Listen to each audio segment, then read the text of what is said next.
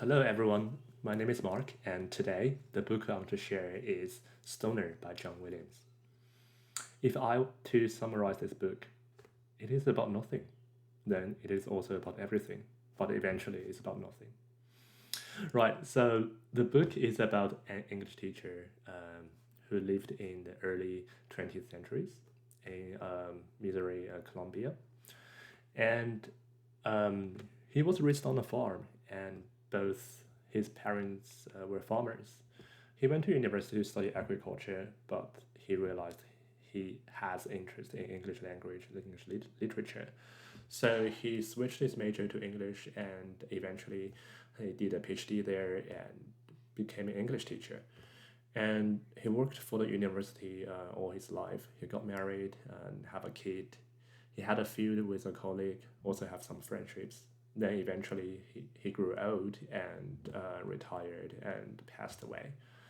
Um, at the very beginning of the book, we already learned the fact um, he's nobody. So how to describe this? I'll just read the first a few characters.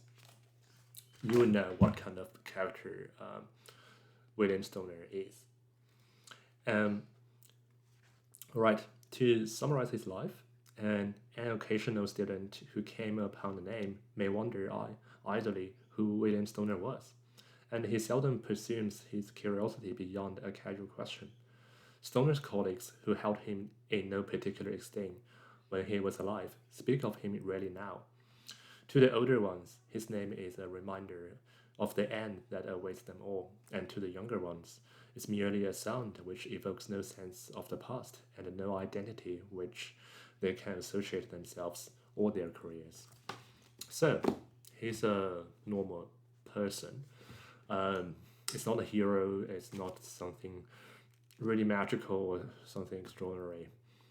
He's a normal person. However, I think most of the people, like me or people I know, we are normal people.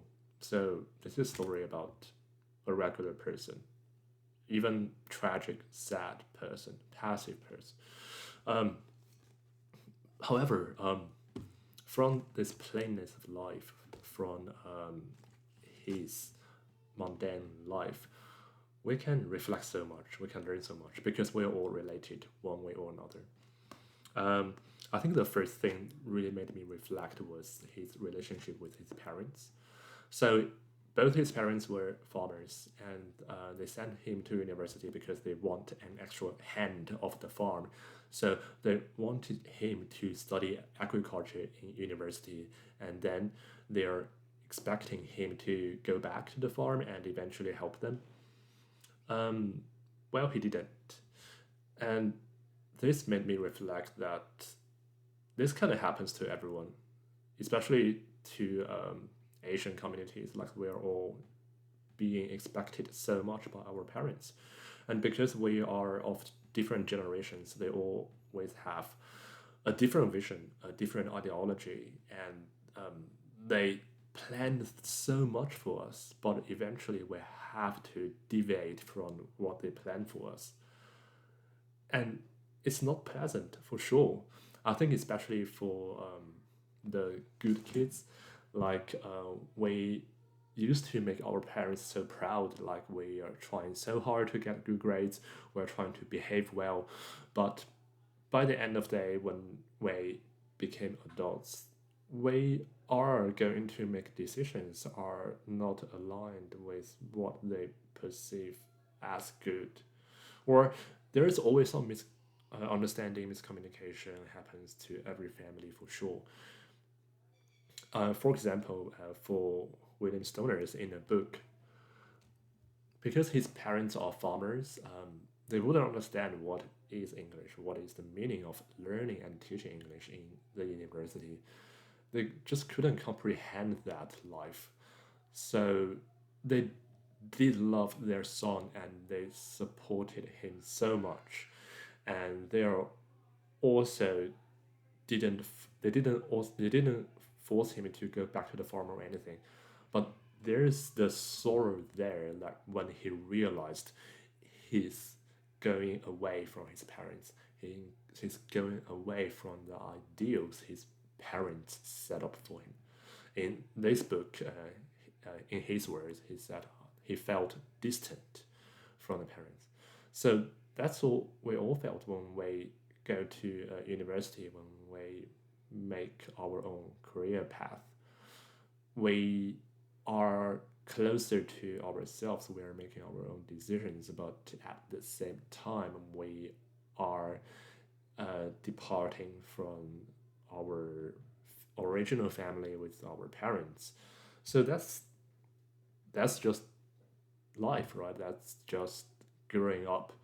So yeah, and in this book, it is written so well because it's written so much about everyone's mind, like psychology, and narrations, and yeah, it's really deep and comprehensive writing in this book, and I really enjoyed reading that because I can really feel like how his parents felt and how John William Stoner felt about that particular evolvement or development of relationship. That's so that got me right away. So that's in the first chapter, everything happened. I was like, oh, this is definitely the book I can relate to so much. I'm going to love it so much, and it didn't fail me. It is a really good book, and yeah, so that's the first topic. Like struck me already. Then it also talked about a lot about university, because they were students. Then they did PhD, and they became young instructors, and eventually Stoner became an associate professor. So he spent his whole life at university. So this book is also classified as a campus novel, because they wrote so much things about university, about academia. So I think people who are in academia, you guys definitely would relate to that so much more. I'm not working for a uni, but I do went to uni. I spent a huge amount of time there, so it's always I feel like relatable to them as well. Yeah. So about university, I think this book really made me wonder what is the meaning of university? What is the meaning of education? What what are we doing there as students and as teachers? Um, so in this book, Stoner has two really good friends. One's called Master, another is called Gordon Finch, and they talked about their ideologies. So in this book, they said because they said their friendship is not that intense, it's not that intimate, it's not that close. However, they did share a very special human bonding there just by discussing things. Yeah, it's really interesting. It's also in the very earlier part of the book. I'll read a few paragraphs. Yeah, so they're talking about what is the true nature of university. This is Finch, this is Master asking Stoner. And Stoner shook his head, and then Master replied, then, oh, you haven't thought about that. Then this is his words. Okay. Oh, I'll bet you haven't, Stoner. Here, I imagine, sees it as a great repository, like a library or whole house, where men come of a free will and select which will complete them. Where all work together like little bees in a common hive, the true, the good, the beautiful. They're just around the corner, in the next corridor. They're in the next book, the one you haven't read, or in the next stack, the one you haven't got to. But you will get to it someday, and when you do.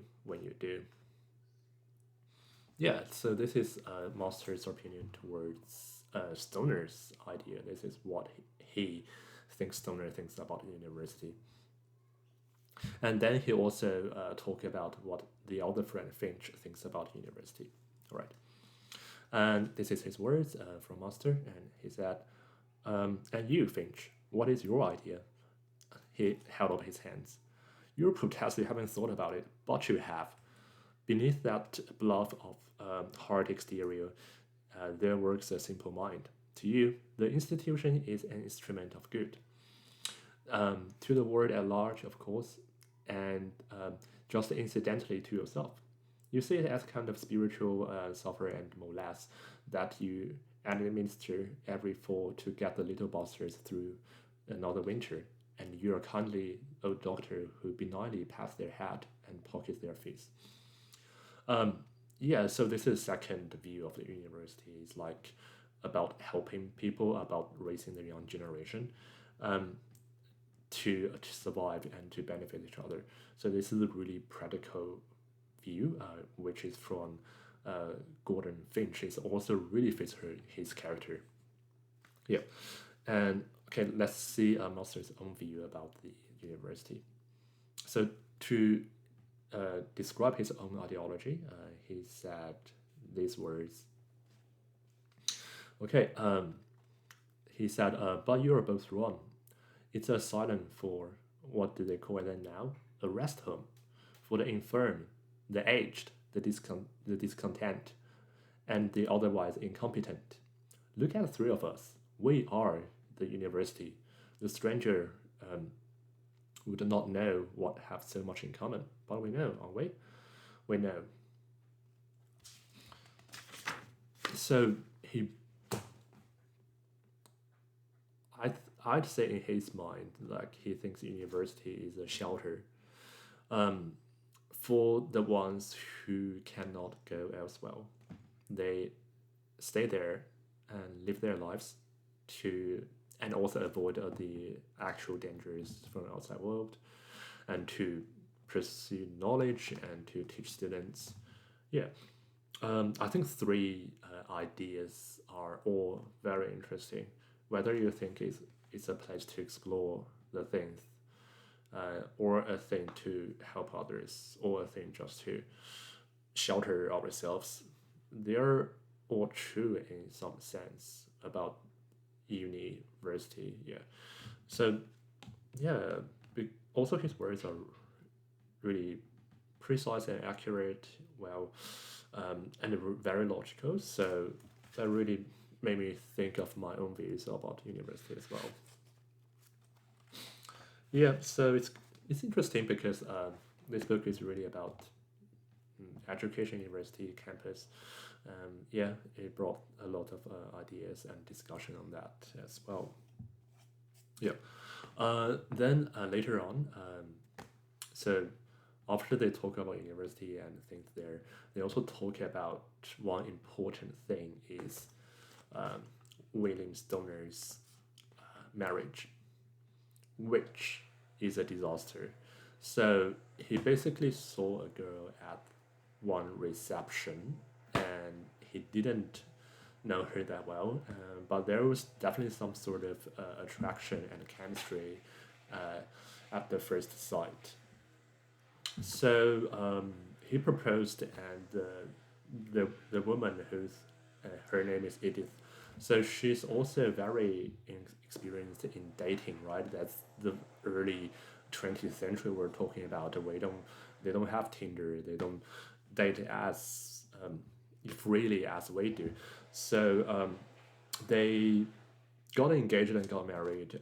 But just the day they got married, they realized how horrible their marriage is from basically the first day.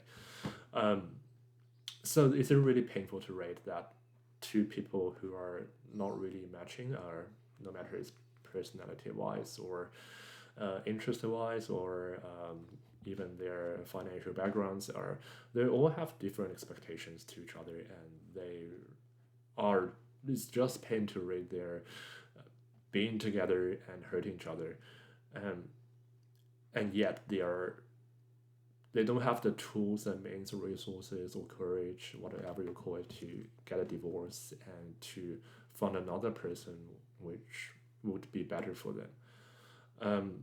They kept married, yeah, basically his whole life, and yeah, um, that also made him think about what is really love, or like romantic relationships.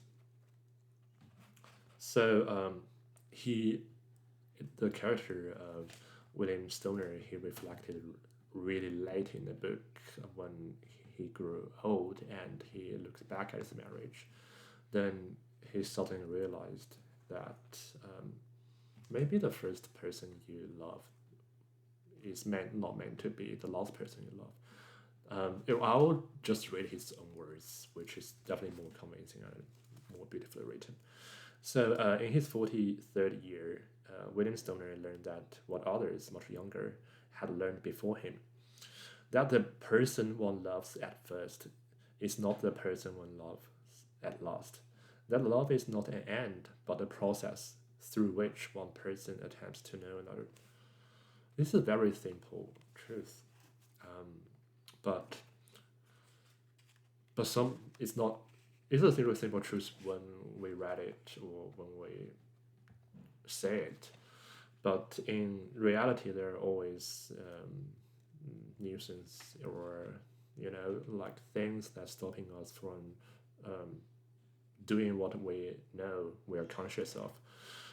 People got stuck in a really bad situation and cannot get out. Um, yeah, so I think we're at least in that aspect luckier than the early 20th century, so that uh, divorces are still hard, but at least it's possible if you work hard, and there are ways to settle things, no matter financially or your children together or lots of things. You stay together and you decide to move on and go separate ways. You can do that in a peaceful way. Yeah. So, but for William Stoner, it's just really hard for him to get out, and he didn't. And it's also pretty sad from his wife Edith's perspective. Edith received a very conservative or traditional education, and Edith came from a better, financially better background, and so he had better things as a kid. But she had no experience in dating or sex, and yeah, that's partially, I think, to me, that's partially the cause of the tragedy. And what pains me even more is that it's not she's an evil person, clean cut. He's she's suffering from her limitation of knowledge in a way. Um, so in the book, in when the scene they got engaged, I think Edith said really sincerely to Stoner. He said, "I will try to be a good wife. At least I will try," and she did. She's not really that used to the labor tasks. She didn't grow up in a farm, unlike Stoner. But she tried to clean their house. She tried to fix the furniture, to paint the walls, and set up the curtains, which were all like horribly done. And but in her mind, that's the things she should be working hard on, because her husband is teaching in university as a full-time job, and as the wife, she's supposed to support his husband by managing everything in the house and to bear like children and also to raise their kid. There's so much responsibilities as the ideal perfect wife to do, and yet she doesn't have the skills or either the passions to do them. So yeah, so he she felt herself as a failure too, and she has this sort of resentment and bitterment towards the husband and their daughter later on, which is yeah, it's really sad to read, I'd say, but at the same time, you feel like that's real. Like lots of people even today, like we could all be trapped in these horrible situations, and sometimes we cannot get off ourselves naturally. We do need some like external help or something to help us pivot from life and to get into a better situation. Yeah, that's about his marriage. It's also a lot to think about. Yeah, a lot to think about. And another thing I really interested me about the book is also it talked about the office politics and also just the workplace in general. I mean, as adults, we will have jobs, we will have difficulties or even dramas at work. This book summarized them really well. So, uh, one really huge event in this book is um, so William Stoner wants to fail a student. However, that student's supervisor, whose name is Lomax, another professor, and later became the chair of the department, wanted to keep the student. They have different opinions. I would say that way, and but to William Stoner, that's a matter of principle of ethics, because he believed that students should not be kept on campus. He's not really qualified to be a teacher. In a way, yes, I agree with Stoner that students is not really ideal for the teacher and might be a bad influence. It's not the role model as a English teacher, and his also lack of the actual knowledge to really be qualified. Yeah, so in a sense, I think Stoner is right, but that conflict escalated so bad in the end, and so that became a feud between Stoner and Professor Lomax. And because Lomax is the chairman of the department, which controls the lots of issues and affairs of the department, like their teaching schedule. So basically, by piecing off his manager in a way, or his chairman in a way, he got himself in a really bad situation. So this is also a thing like all of us we will have to face at work, at our career, when we are a member of society, when there is a conflict, between your ethic values and principles, when they're threatened, would you compromise your principles in order for peace, or for better, just for an easier life later on, or would you stick to your principles and get yourself in a really difficult and hard situation? It is always a choice, and it's not an easy one. And yeah, so to some people, they might think Stoner is really stubborn, but if that became one's principles, it's really hard to judge if that's the right or wrong action to do. But however, the consequences were real, so um, maybe just because of this event, William Stoner stayed as the associate professor all his life and never been promoted, and got stuck with really bad schedules and lots of just bad things happen at work.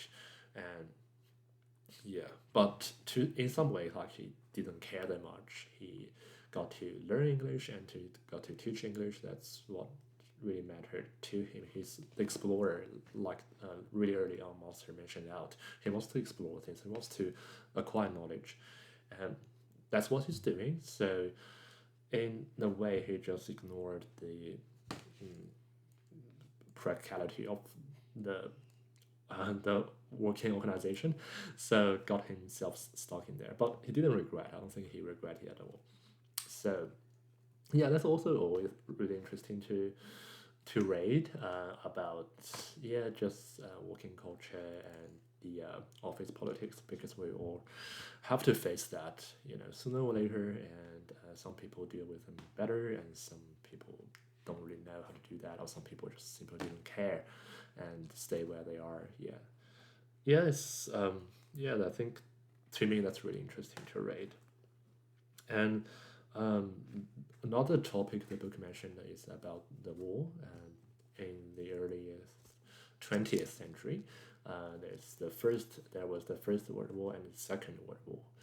Um, so the three major characters, they have very different views or attitudes towards the war. Um, so first, Gordon Finch, he's really enthusiastic and patriotic about the war. He wants to. I think that's probably the best for himself actually, because he has a really firm sense of purpose. He knows which side he's fighting for. He knows what is the right thing to do. He got the clarity, even if just for himself. He know I'm fighting for my country. I'm fighting to keep my people safe. So even others comment him, he's not on this matter, but in general, he's not bright. But um, when the war emerged, there he enlisted himself, and with that passion and determination, and to as a reader, as an outsider, we do think that's really pleasant to read, because you do feel that person is firm and assertive and determined. That's always encouraging, right? So that's Gordon Finch. The second guy, Master, took a more nihilism view. So he didn't care about much about the war in Europe. He even didn't care about America. That's his own words, and he just wanted to join the military so he can be deployed in another continent. He didn't know how to get outside of Columbia, Missouri, if he's not joining the war. He will stay in a small city forever all his life. He just wants to see the outside world, and join the military is one means to do that. So he did, and so he in that trio, and Master, who deemed himself to be the brightest, he's the one like thought through everything, and nothing really matters, but he wants to see the world, so he enrolled. And for Stoner is even more interesting. Um, Stoner's first reaction is, it doesn't seem real. It doesn't seem real. It's just words on the newspaper, and now the whole world is in a crisis, and it just doesn't seem real to me. It doesn't really register to what is happening, um, and he's also indecisive and torn about if he should join the army or he should stay in the university. So he locked himself in his room, and he was thinking for, I think, 3 or 4 days, and without teaching, without doing anything else. And eventually he decided not to join the military. He didn't say much about his reasons behind, but we do see there's kind of almost indifferent attitude to the war, or even worse, nihilism to the war. Is like it's nothing like I can do about it, or I don't really have a firm reason. Like I'm really determined to stay here, or I'm really determined to join the battlefield. So to him, it's more like he didn't know. It's which is normal, which is painfully normal. I it just also made me reflect, like he's like a normal person. Like it's like so many of us, when a crisis happened, I think most of us, if unless we are really I don't know, well educated or well informed, lots of us, we were just in panic, or we didn't know what to do. That's that's sad, but that's also true sometimes, and that's also normal. And so he couldn't comprehend, he couldn't find out the absolute right action to do, and so he didn't, and he stayed on campus. So at first, the two friends did threaten him or reproach him, say, "Oh, you'll be regretting for that." But later on, when Gordon Fish came back, I think that didn't really affect their friendship. Life still goes on. It's really his choices versus the others. Yeah, yeah. That's also something to think about the war or about the crisis we're facing. Um, Facing those crises, we're really just small, regular person, and some people are really purposeful and determined. That's really good for them, but some people just couldn't get a hold of it. That happens. That happens. Yep. Um, and yeah, that's about the war. And there's so much in the book that not much happened, but just so much content.